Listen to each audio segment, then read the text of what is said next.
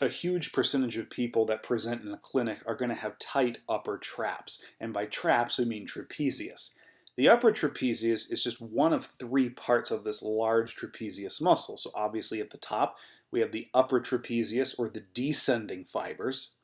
We've got in the middle trapezius, the horizontal or transverse fibers. And then down here we have the lower trapezius, or the ascending fibers. There's several reasons for these upper traps to become tight. One is just chronically bad posturing. For example, the upper cross syndrome that we've talked about in previous videos with the forward head and rounded shoulders. Tight upper traps are going to be associated with that. Also, following a motor vehicle accident or any kind of trauma like that to the head or neck, sometimes after trauma, the upper traps, among other muscles, just tighten up because the brain is sort of telling the body to be afraid of movement, even though it really shouldn't be afraid of movement, but that's kind of what happens. Upper traps get tight.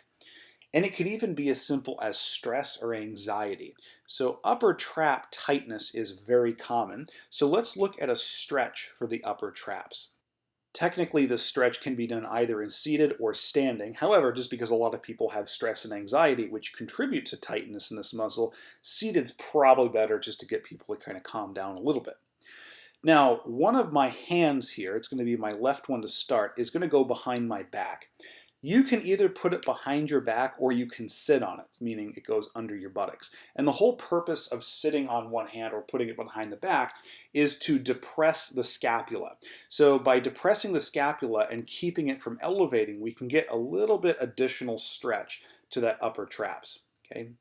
So that's what you'll see here. My left hand I'm putting behind my back to depress the scapula. And I'm going to perform a chin tuck. And then I'm going to use my other hand to side bend my neck away from the side where my arm is behind my back.